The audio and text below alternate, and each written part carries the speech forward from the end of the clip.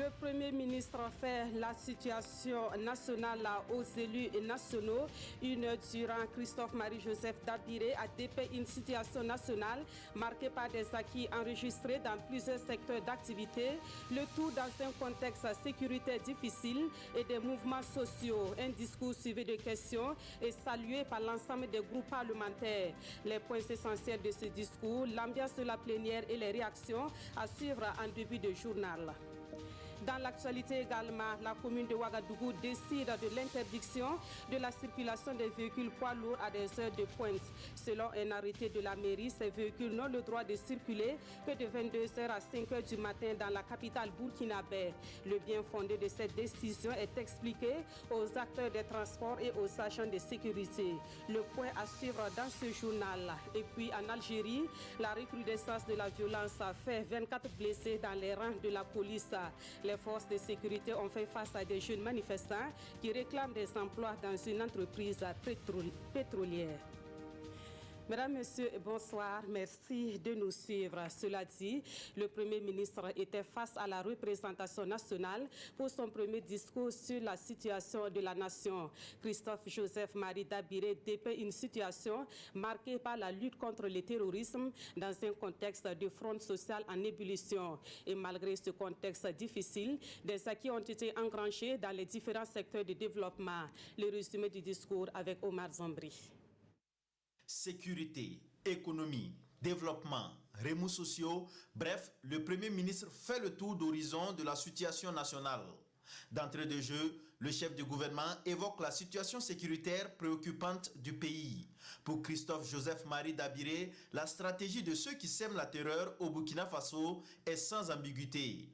Après l'échec de leur tentative de diviser les communautés, ils s'attaquent désormais aux religions. Le chef du gouvernement demande au peuple burkinabé de se montrer solidaire et de barrer la route aux terroristes.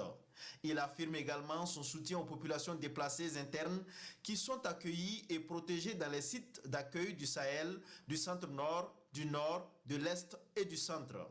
Outre les opérations militaires en vue d'annihiler les forces du mal, le gouvernement a mis en place le programme d'urgence pour le Sahel, le PUS. Au total, 154 projets d'investissement d'un montant de 111 milliards de francs CFA dans les domaines socio-économiques, de la sécurité et de la gouvernance ont été exécutés, pour la plupart entièrement en 2018.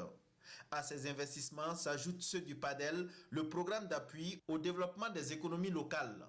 Ce programme a investi plus de 3 milliards de francs CFA en faveur de 797 promoteurs d'unités de production informelle. Plusieurs infrastructures socio-économiques ont été aussi réalisées, ainsi que le financement de 617 micro-entreprises promues par les femmes et les jeunes. La crise sociale que traverse le pays à travers les nombreux sittings et appels à la grève n'a pas été occultée. Pour régler définitivement la question des traitements des salariés de l'État, le gouvernement a entrepris une réforme du système de rémunération des agents de la fonction publique. Le Premier ministre réitère l'appel de Roch-Marc Christian Kaboré à une trêve sociale. Pour lui, cette trêve est indispensable en vue d'instaurer un climat de sérénité favorable à la mise en œuvre des différentes réformes. Le contexte sécuritaire difficile et les remous sociaux ont eu un impact, certes, sur l'économie, mais n'ont pas stoppé le développement du pays pour autant. Le pays a su être résilient face à ces difficultés. L'activité économique observée depuis 2016 s'est renforcée en 2018. Le taux de croissance économique est ressorti à 6,6% en 2018 contre 6,3% en 2017. Sur le plan diplomatique, l'axe Ouagadougou-Pékin s'est renforcé. Un partenariat gagnant-gagnant et qui est promoteur sur le plan de la réalisation d'infrastructures nationales et sous-régionales, affirme Christophe Dabiré. L'éligibilité du pays au deuxième compact du MCC, le Millennium Challenge Corporation, témoigne des bonnes relations avec les États-Unis. Le Burkina Faso a également renforcé sa coopération avec la France dans le cadre de la lutte contre le terrorisme. Le terrorisme impacte négativement le cursus scolaire des élèves qui se trouvent dans les zones affectées avec la fermeture de plusieurs écoles. Pour faire face à cette situation, le gouvernement a pris des mesures afin de regrouper les élèves en classe d'examen des écoles fermées.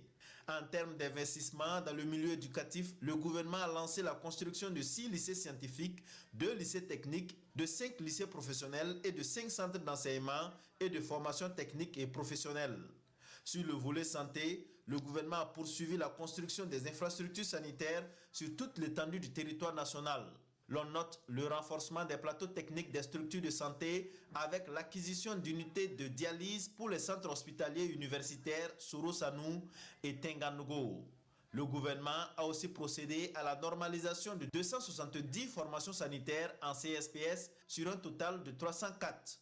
30 CSPS de chefs-lieux de communes rurales ont été transformés en centres médicaux. Parlant toujours d'infrastructures, mais cette fois-ci de désenclavement, le gouvernement a achevé la construction de 591 km de routes et de voiries urbaines. 664 km sont en cours d'exécution.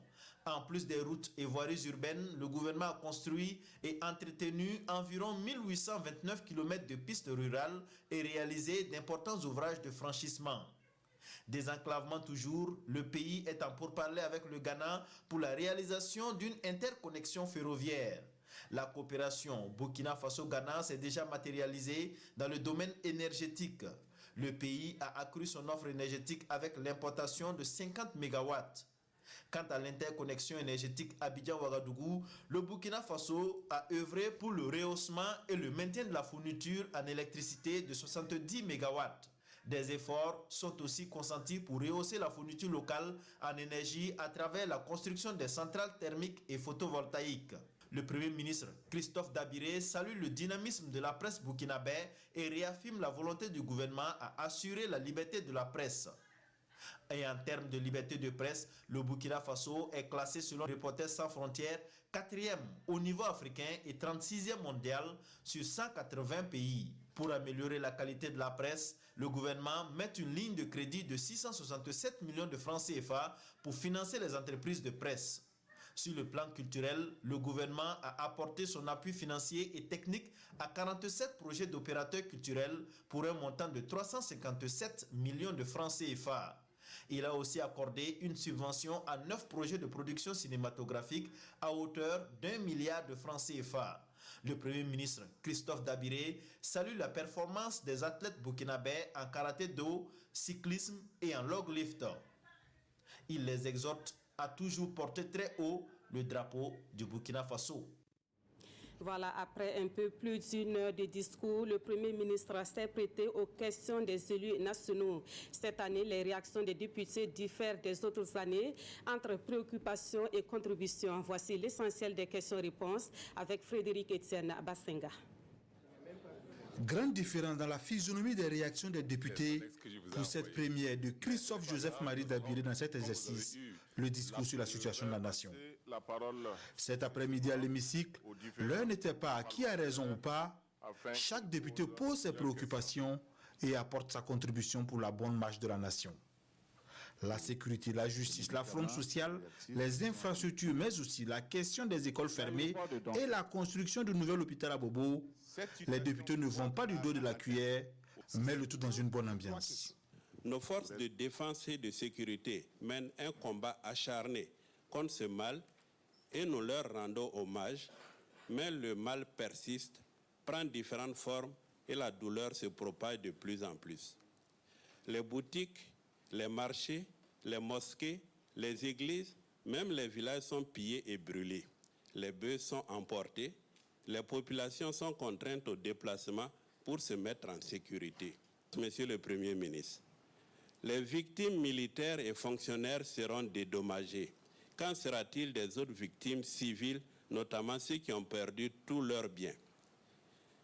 Depuis quelques semaines, on assiste à une recrudescence des mouvements sociaux qui paralysent certains secteurs, non pas pour appuyer de nouvelles revendications, mais plutôt pour dénoncer le non-respect des accords signés. Question 1.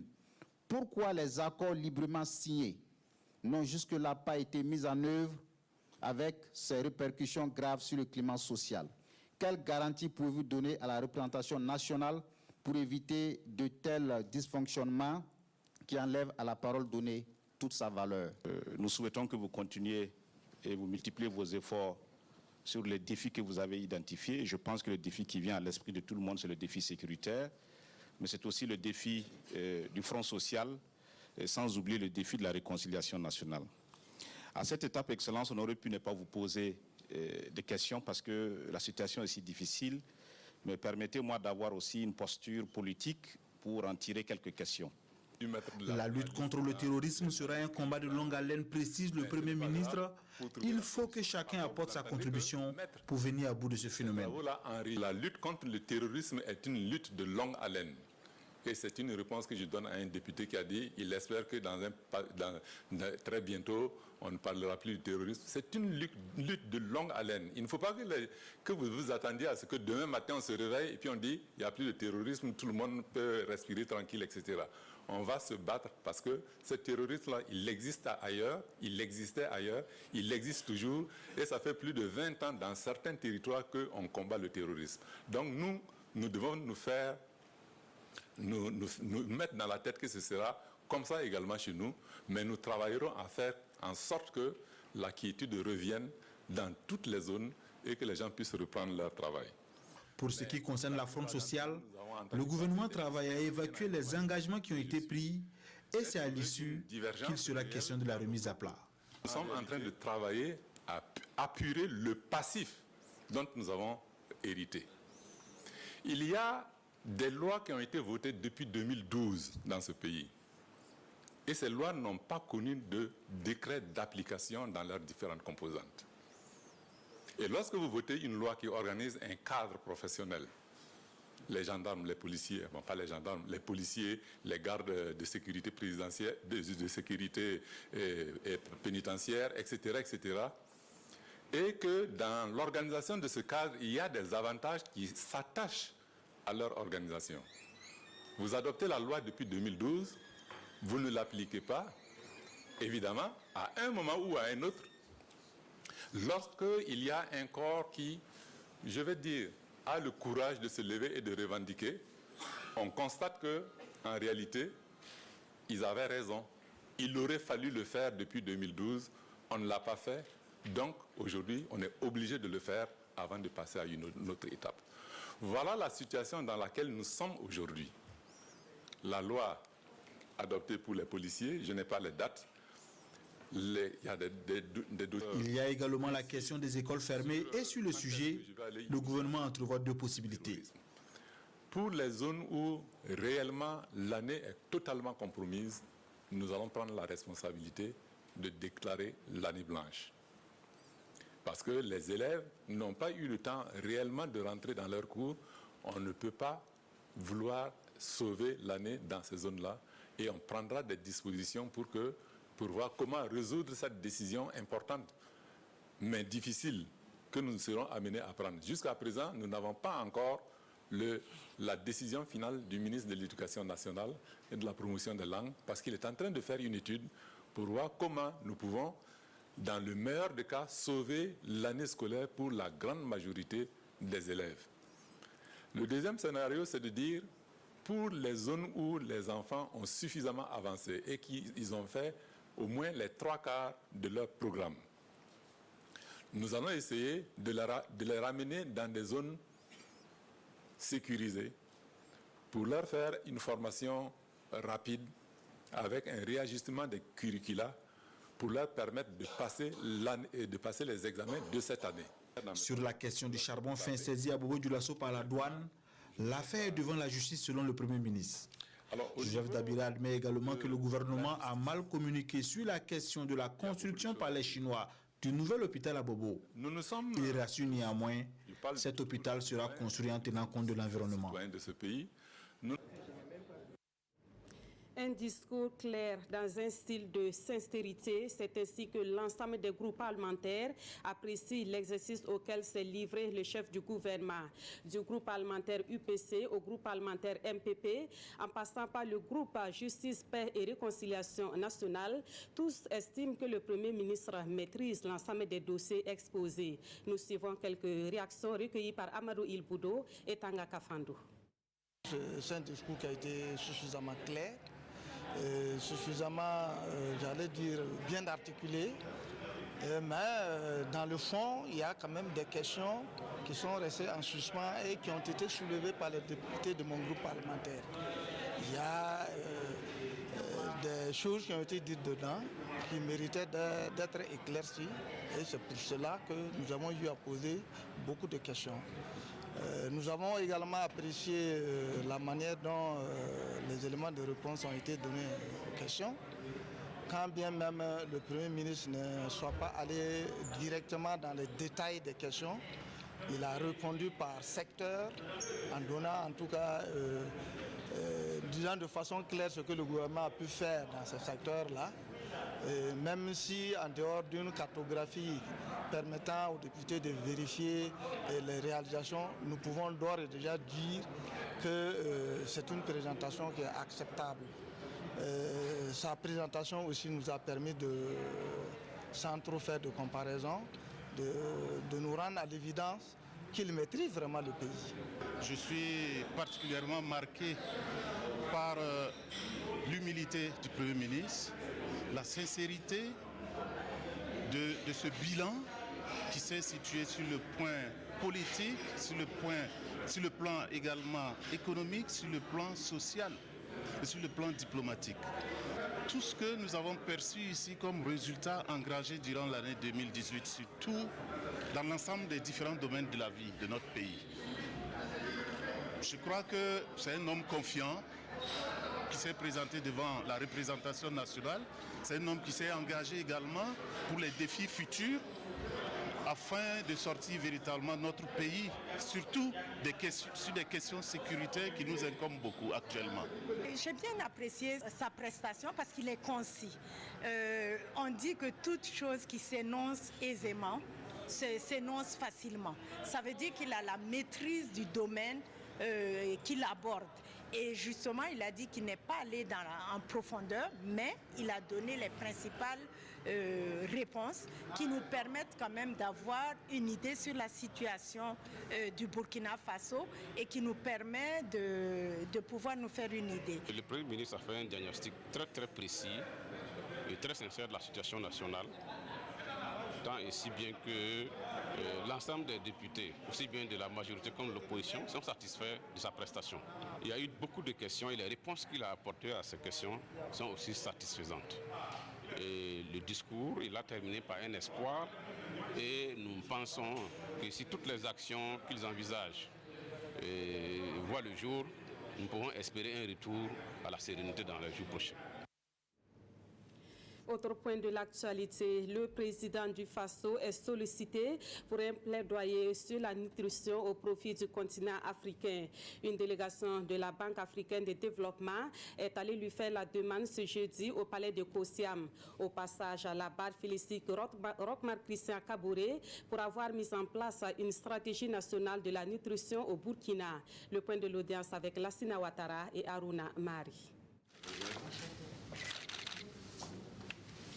La Banque africaine de développement BAD sollicite le leadership du président du Faso pour la promotion de la nutrition. Rochmar Christian Kabouré fait partie des 17 champions africains désignés par la BAD pour mener le plaidoyer en faveur de la nutrition des enfants.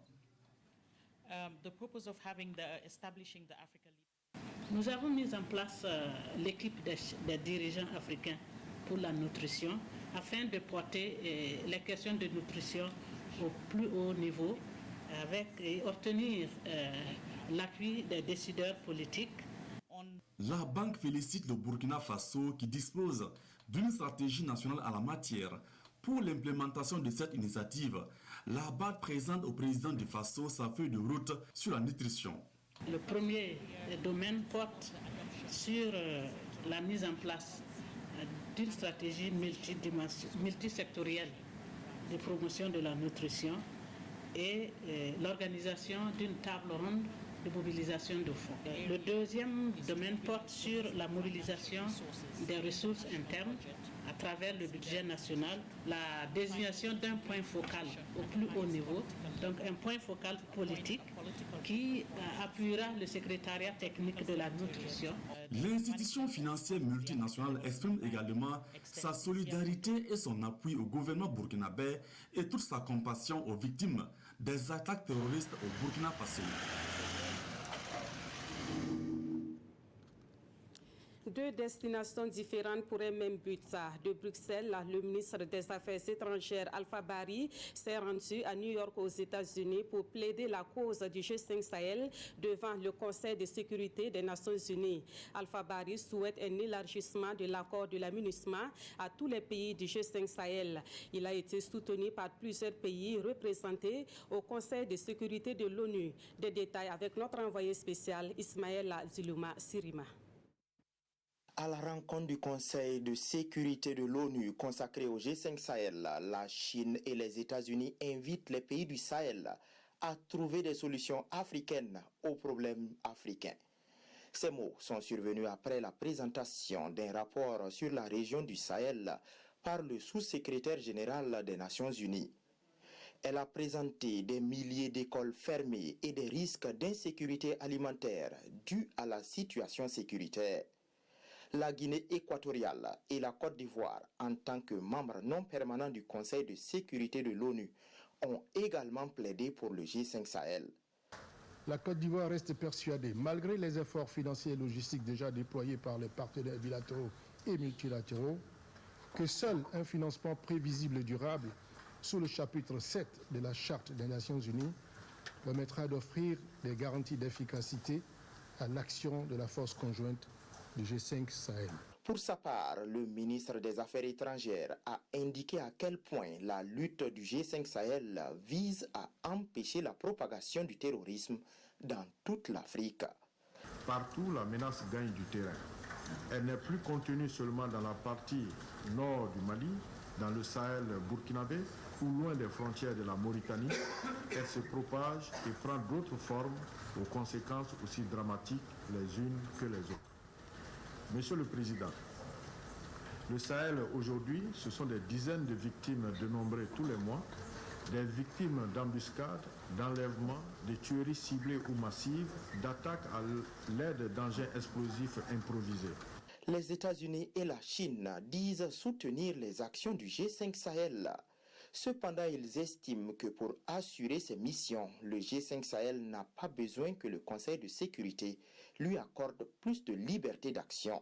Il est impératif de promouvoir le règlement politique des conflits. Afin de parvenir à la paix et la stabilité au Sahel, il est essentiel de promouvoir le processus de paix des différents pays. Les moyens militaires seuls ne pourront pas régler les conflits sécuritaires.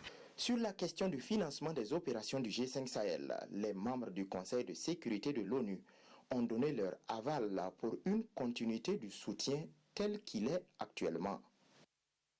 Retour au Burkina pour parler de sécurité routière avec cette décision de la commune de Ouagadougou qui interdit la circulation des véhicules poids lourds aux heures de pointe. La circulation de ces véhicules est désormais autorisée entre 22h et 5h du matin selon un arrêté de la mairie. Et pour une efficacité dans sa mise en œuvre, la commune de Ouagadougou explique à sa décision aux acteurs des transports et aux forces de sécurité. Yacouba Gamene, Inualkoy Janina Kambiri.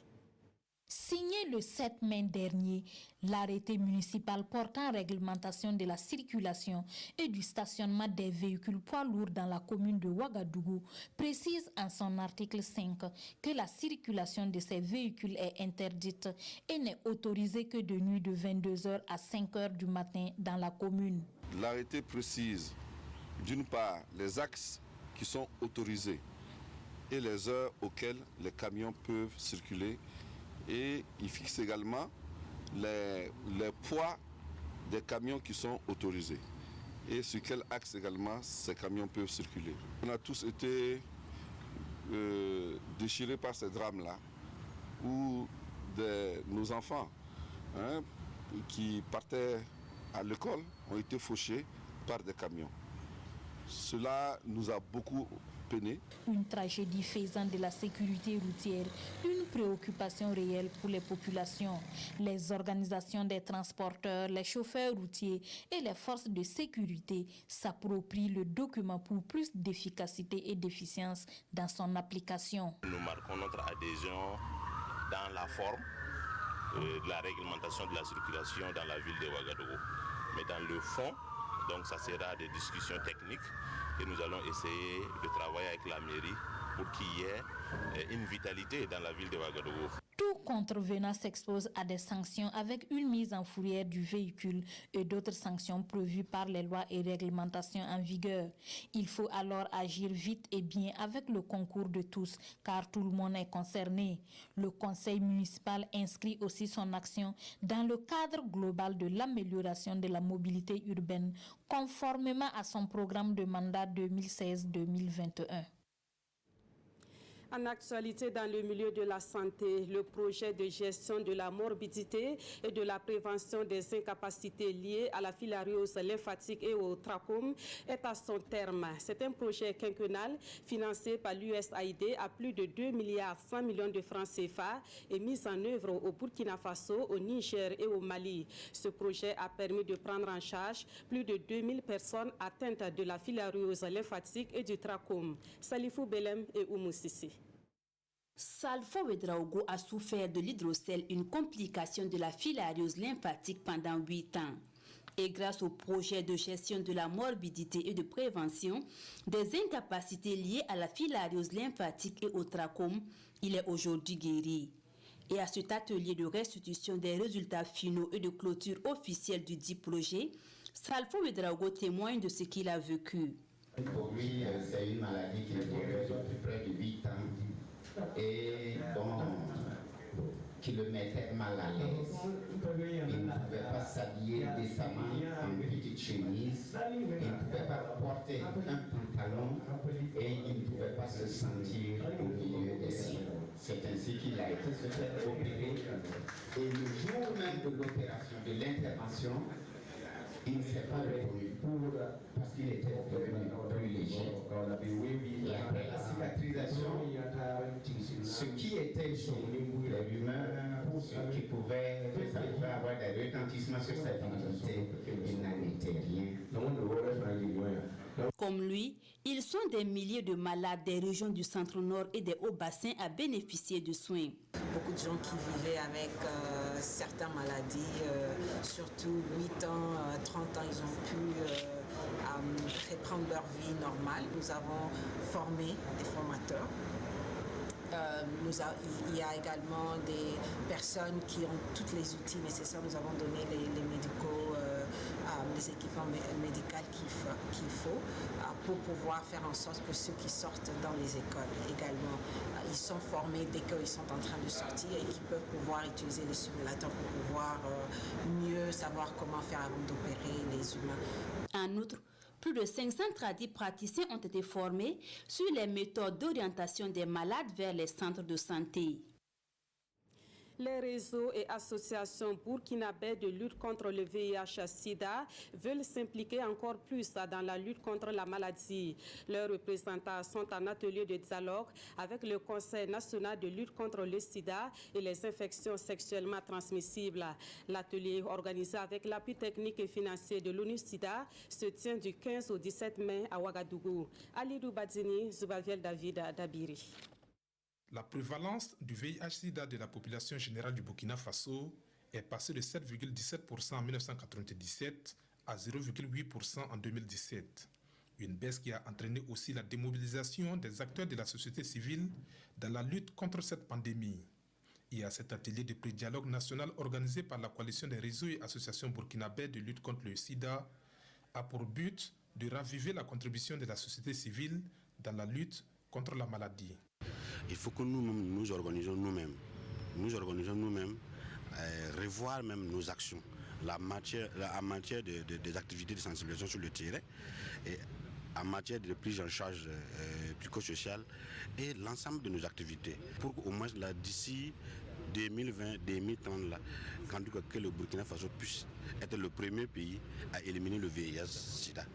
Le secrétariat permanent du Conseil national de lutte contre le sida et les IST loue cette initiative et invite les autres structures à rester toujours en veille, car le sida est toujours là.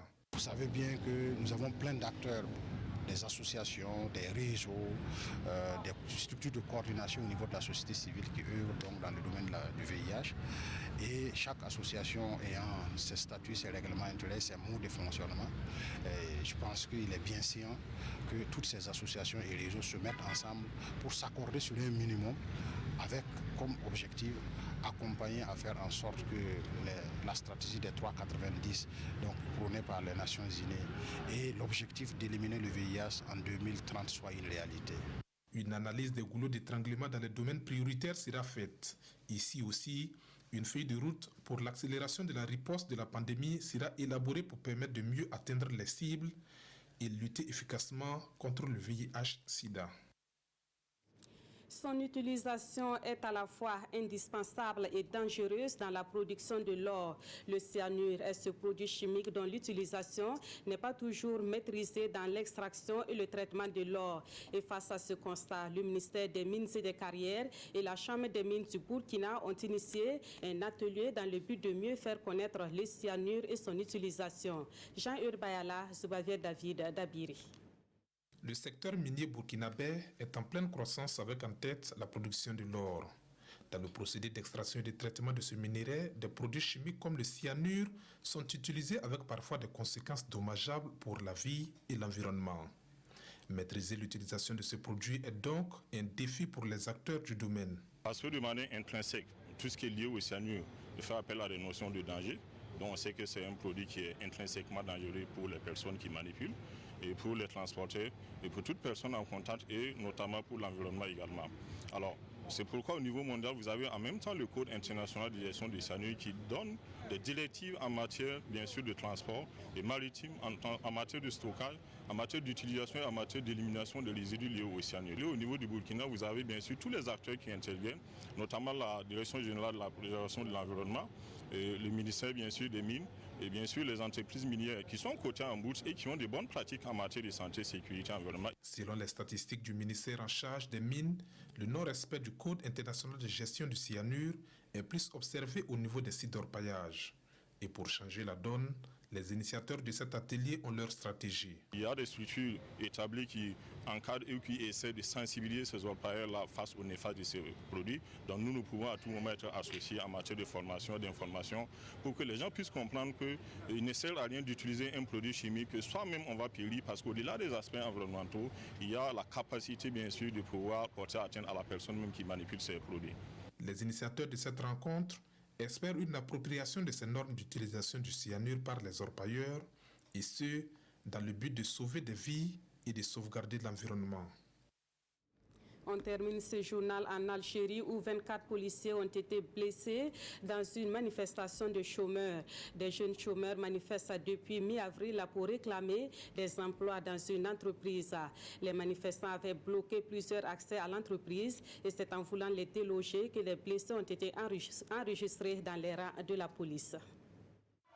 En Algérie, les manifestations s'étaient bien déroulées cette semaine, mais ce mercredi, des événements violents sont pour la première fois venus perturber la route jusqu'alors sans incident grave du mouvement populaire de contestation du pouvoir. Dans le centre du pays, des affrontements mardi ont éclaté entre participants à un rassemblement de chômeurs et forces de l'ordre. La sous-préfecture a été incendiée et des barricades érigées. Des manifestants et 24 policiers ont été blessés. À Alger, on veut toujours dire non à la tenue le 4 juillet de l'élection présidentielle. Ceux qui prétendent lutter contre la corruption de l'ancien régime devraient d'abord commencer par se nettoyer les mains. Le peuple algérien a décidé qu'il n'y aura pas de vote avec ce système de recyclage. On veut les jeunes, on laisse la place aux jeunes. En ce deuxième mardi de Ramadan à Alger, les étudiants ont réclamé à nouveau le départ de Gaïd Salah, le président par intérim, pour qu'une vraie transition commence. Ali Benflis, dirigeant d'opposition, soutient ce mouvement. J'ai demandé à ce que l'armée, comme force vive de la nation, comme les syndicats d'ailleurs, comme les personnalités politiques, comme les partis politiques, comme les représentants de cette révolution citoyenne, Ce sont les forces vives de la nation. Elles doivent toutes accompagner, aider, faciliter à la solution de la crise algérienne. Alors que s'achève un 3e mois d'une contestation qui ne faiblit pas, des millions d'Algériens ont prévu de redescendre dans les rues ce vendredi, portés par le même espoir de tourner définitivement la page de l'ancien régime. Et c'est la fin de ce journal. Merci de l'avoir suivi. Le prochain rendez-vous de l'actualité sur la RTB, c'est à 22h30 avec Sanoua Christine Koulibaly. Merci de votre fidélité et à très bientôt.